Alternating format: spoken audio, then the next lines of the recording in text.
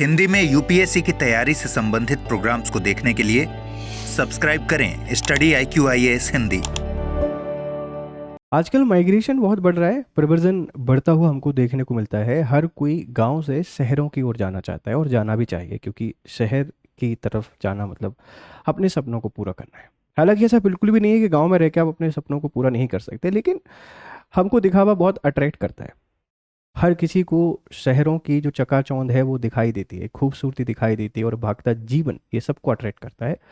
गांव का जीवन थोड़ा सा धीरे है, वो अभी भी प्रकृति के बीच में है, अभी भी संयम के साथ जीवन जीते हैं, अभी भी वो प्रकृति को अपना, प्रकृति के ऋणी अपने आप को मानते हैं। लेकिन शहरों ने ऐसा नहीं किया है।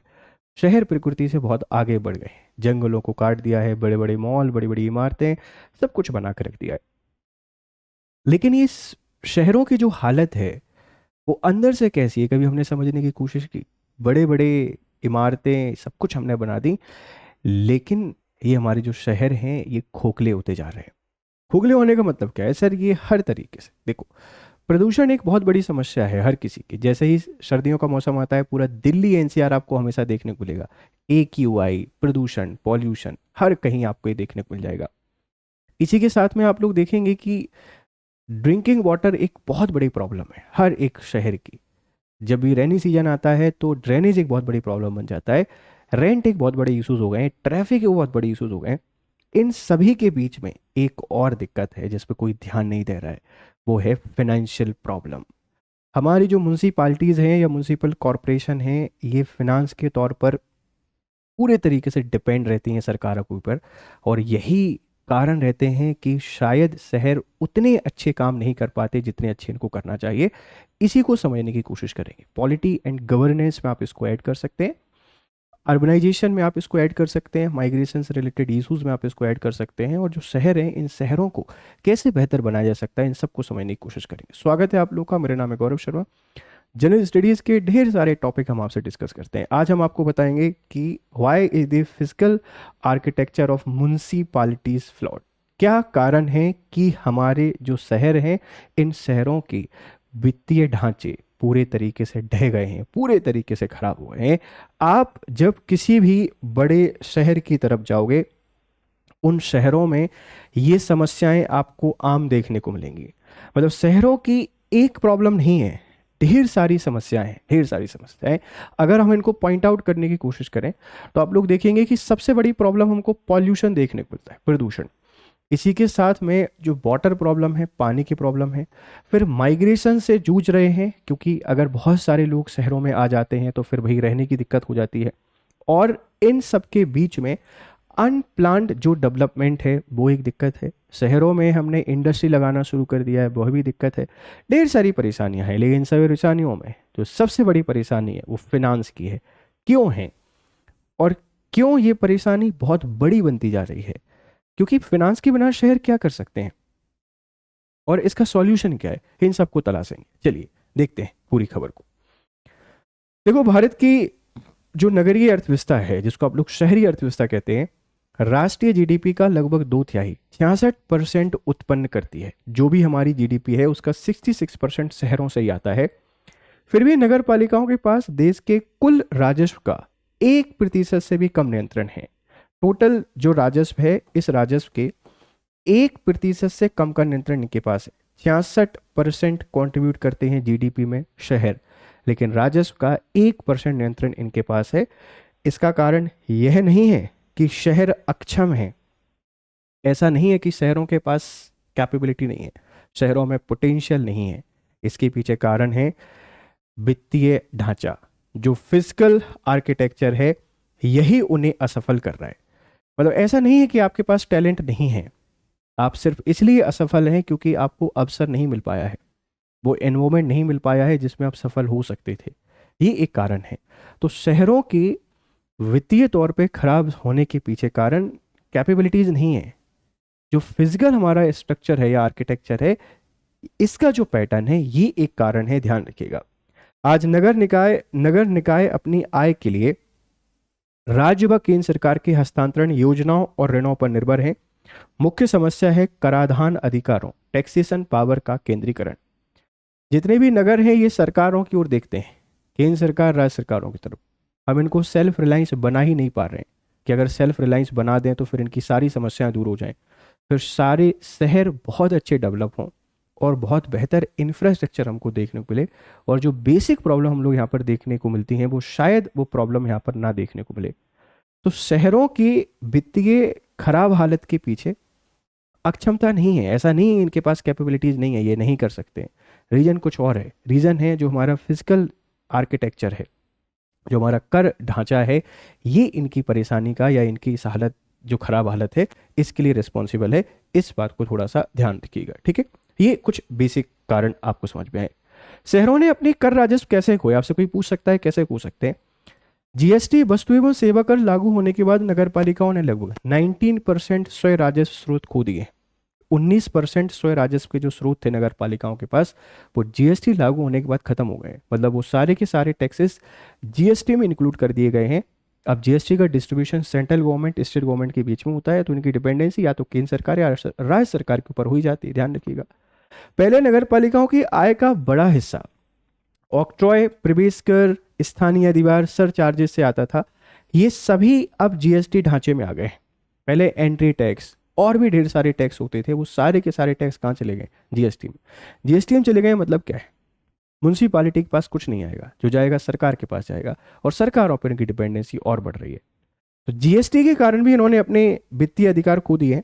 हालांकि क्षतिपूर्ति कंपेसेशन का वादा किया गया था, लेकिन वह नगर स्तर तक नहीं पहुंची, जिससे उनकी निर्भरता और बढ़ गई। सरकार कंपेशन देती है, सरकार क्षतिपूर्ति देती है, लेकिन क्षतिपूर्ति किसको देती है, राज्य सरकार को। राज्य सरकार नगर पालिकाओं नगर निगमों तक पहुंच ही नहीं पाती हैं, वो अपने ऊपर अपने लेवल पे ही काम करते रहते हैं।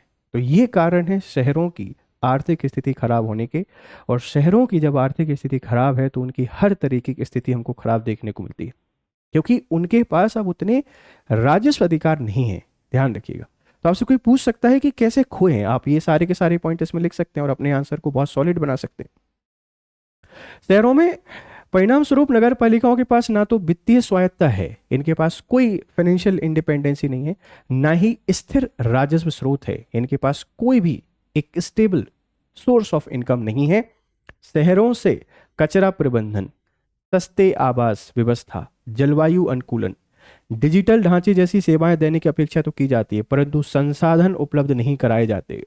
ये तो वही वाली बात हो गई, आप चाहते हैं कि आप कांटों पर दौड़ लगाओ, लेकिन लगाना कैसे है, नंगे पैर, बिना जूतों के, बिना शूज के। तो शहरों से उम्मीदें हमारी बहुत हैं, बर्डन भी बहुत है, बहुत आबादी शहरों में पहुंच रही है, पर उनके पास उतने फाइनेंशियल राइट नहीं है। आप यूरोप में जाओगे तो यूरोप में शहरों के पास ढेर सारे अधिकार हैं, सोर्स ऑफ रेवेन्यू ढेर सारे हैं, सरकारें सपोर्ट बहुत करती हैं, रूल्स रेगुलेशन बनाने की पावर है, और यही कारण है कि वहाँ पर town planning and urban infrastructure इतना अच्छा है। हालांकि एक कारण ये भी है कि पॉपुलेशन काफ़ी कम है, तो इजी डिस्ट्रीब्यूशन ऑफ रिसोर्सेज हो जाता है, बहुत बर्डन नहीं है रिसोर्सेज पर, तो उनका यूटिलाइजेशन भी काफ़ी अच्छे तरीके से हो जाता है। लेकिन फिर भी अगर शहरों को हम स्वायत्ता दें, फाइनेंशियल ऑटोनॉमी दें, तो हमारे शहर भी काफ़ी अच्छा कर सकते हैं। इस बात को ध्यान रखिएगा। इंदौर ने ये करके दिखाया है कि वो खुद से बहुत सारी इनिशिएटिव लेते हैं और वो इंदौर को बढ़िया बनाते हैं। इंदौर है, पुणे है, चंडीगढ़ है, ऐसे ढेर सारे शहर हैं जो बेहतर कर रहे हैं, लेकिन सारे शहर नहीं कर रहे हैं। उसके पीछे कारण है कि उनकी डिपेंडेंसी बहुत है सरकारों पर, राइट। तो हमको उनको इंडिपेंडेंट बनाना पड़ेगा। सेल्फ रिलायंस की सीमाएं, विश्व बैंक, एडीबी आदि संस्थाएं नगरों को स्वावलंबी बनने की सलाह देती हैं। मतलब संपत्ति कर, प्रॉपर्टी टैक्स और यूजर चार्जेस बढ़ाएं। आप प्रॉपर्टी टैक्स बढ़ा दीजिए, यूजर चार्जेस बढ़ा दीजिए। लेकिन इंडिया में प्रैक्टिकली इम्पॉसिबल नहीं है, क्योंकि बहुत सारी आबादी बहुत लो इनकम लेवल के नीचे है, झुग्गी झोंपड़ियों में रहते हैं, छोटे छोटे जगह पर रहते हैं। अगर उन पर प्रॉपर्टी टैक्स बढ़ाएंगे या सर्विस चार्जेस लगाएंगे तो फिर वो रहेंगे नहीं रहेंगे तो शहरों से पलायन कर जाएंगे, और शहरों से पलायन कर जाएंगे तो फिर हमको वर्कफोर्स कहाँ से मिलेगा, ये भी एक दिक्कत है। तो जैसा एडीबी और जो बड़े फाइनेंशियल संस्थान कहते हैं हम ये नहीं कर सकते, ये पॉसिबल नहीं है, क्योंकि हमारे पास उस तरीके का अभी इंफ्रा डेवलप नहीं हो पाया है, लोगों के पास उतनी सोर्स ऑफ इनकम नहीं है कि वो चार्जेस बढ़ने के बाद भी पे कर पाए। तो ये पॉसिबल नहीं, ये नहीं हो सकता। लेकिन संपत्ति कर शहर की कुल आय का केवल 20 से 25% हिस्सा है। अगर बढ़ा भी देंगे तो भी 20 से 25% होगा, तब भी इनफ नहीं है, ध्यान रखिएगा। राजनीतिक व प्रशासनिक कारणों से इसे बढ़ाना कठिन है। पॉलिटिक्स हर जगह है, नेताजी को हर जगह अपनी इमेज सही करनी है, प्रशासन को भी अपनी इमेज सही करनी है। अरे हमने ये करा दिया, तो ये पॉसिबल ही नहीं है, संभव ही नहीं है। इससे गरीब बस्तियों पर बोझ बढ़ता है, जो पहले से ही कमजोर सेवाओं से जूझ रही हैं। वहाँ पर आप बोझ नहीं बढ़ा सकते और पैसा और चार्जेस नहीं लगा सकते, क्योंकि ऑलरेडी वहाँ पर ढेर सारी परेशानियां हैं। इस बात को थोड़ा सा ध्यान रखिएगा। आगे का रास्ता क्या है? Way forward. राजकोषीय लोकतंत्र, डेमोक्रेटाइजेशन ऑफ फिजिकल कॉन्ट्रैक्ट हमको करना पड़ेगा। जो राजकोषीय है मतलब स्थिति है, उसको आप लोग डेमोक्रेटाइज कर दीजिए, उसको विकेंद्रीकृत कर दीजिए। शहरों को अधिकार दीजिए कर लगाने की, इकट्ठा करने की, यूज करने की। एड और जो फाइनेंशियल सपोर्ट है वो बढ़ाइए, तब जाकर शहर बेहतर तरीके से डेवलप हो पाएंगे और तब जाकर हम लोग सस्टेनेबल शहर बना पाएंगे, आगे आने वाले टिकाऊ शहर बना पाएंगे, जो क्लाइमेट चेंज और जो बढ़ती आबादी है उससे लड़ पाएंगे। नहीं तो शहर जो है ये कॉलेप्स कर जाएंगे, ध्यान रखिएगा। संवैधानिक रूप से सुनिश्चित अनुदान, ठीक है, प्रिडिक्टेबल एंड यूनाइटेड ट्रांसफर्स हमको यहाँ पर देने पड़ेंगे, जो कि फिक्स हो कि हम आपको देंगे ही देंगे, और ये वैलिड हमको करना पड़ेगा। नगर बॉन्ड की विश्वसनीयता को बढ़ाने के उपाय। नगर बॉन्ड हमने जारी किए हैं, लेकिन नगर बॉन्ड पे कोई ट्रस्ट ही नहीं कर पा रहा है, उन पर उतने रिटर्न मिलते हैं, लोगों को उम्मीद ही नहीं है। तो हमको नगर बॉन्ड की जो विश्वसनीयता है उसको भी बढ़ाना पड़ेगा, तब जाकर जो शहर हैं, इन शहरों के वित्तीय हालात बेहतर हो पाएंगे, तब जाकर शहर काफ़ी अच्छा कर पाएंगे, ध्यान रखिएगा। तो क्यों शहर अच्छा नहीं कर पा रहे हैं? शहरों के सामने प्रॉब्लम क्या है? एक तो देखो, लिमिटेड रिसोर्सेज हैं, ओवर पॉपुलेशन बर्डन है, अनप्लान्ड डेवलपमेंट है, ठीक है, और लैक ऑफ फिनांस भी एक बहुत बड़ी प्रॉब्लम है। यही कारण है कि शहर उतना अच्छा नहीं कर पाते हर एक स्टैंडर्ड में जितना अच्छा करना चाहिए। इसी के कारण प्रदूषण, धूल, गड्ढे, बिजली की परेशानी, ड्रिंकिंग वाटर प्रॉब्लम, झुग्गी बस्तियाँ, ये सब कुछ हमको देखने को मिलती हैं, और ये हमारे लिविंग स्टैंडर्ड को बहुत डिस्टर्ब करती हैं। एक शहरों की जो व्यवस्था है उसको बहुत डिस्टर्ब करती हैं। इसके लिए अल्टीमेटली रिस्पॉन्सिबल कौन है? आप क्या इसका आंसर कर पाएंगे? और इस टॉपिक को आप डायरेक्टली रिलेट कर सकते हैं 74वें संविधान संशोधन। अगर मैं आपसे बात करूं तो जो 74वां संविधान संशोधन है ये 1992 में आया, और ये 1992 में आने के बाद इसने जो हमारा अर्बन एरिया है, अर्बन लोकल जो सेल्फ गवर्नमेंट है, इसको बढ़ावा दिया। लोकल सेल्फ गवर्नमेंट अपना तीन स्तर पे देखने को मिल जाता है, और इसके थ्रू जो शहरी स्थानीय स्वशासन है हम इसको मैनेज करने की कोशिश कर रहे हैं, तो वहाँ पर भी आप इसको यूज़ कर सकते हैं। एक इम्पॉर्टेंट डिस्कशन था आपके लिए, ये खबर है प्रतिज्ञा प्लस, ये अक्टूबर हमारा फाउंडेशन बैच है, P2I प्रीलिम्स से लेकर इंटरव्यू तक का सफ़र है, आप इसमें एनरोल हो सकते हैं। बिहार PCS की तैयारी आपकी साथ में इसमें होगी, और 25 अक्टूबर से क्लासेस शुरू हो रही हैं। आप मेरा कोड यूज़ कर सकते हैं, जिसे आप लोग कहते हैं GRS live. GRS live code को यूज़ करेंगे तो इसके थ्रू आपको मैक्सिमम डिस्काउंट मिल जाएगा, और मैक्सिमम डिस्काउंट के साथ आप एनरोल कर सकते हैं इन कोर्सेज में। बढ़िया तरीके से पढ़ाई कीजिए, अपने सपनों को पूरा कीजिए। फिर मिलते हैं आप लोगों से, तब तक खुश रहें, मस्त रहें। Have a nice time, good day. Hindi में UPSC की तैयारी से संबंधित प्रोग्राम्स को देखने के लिए सब्सक्राइब करें स्टडी IQ IAS हिंदी।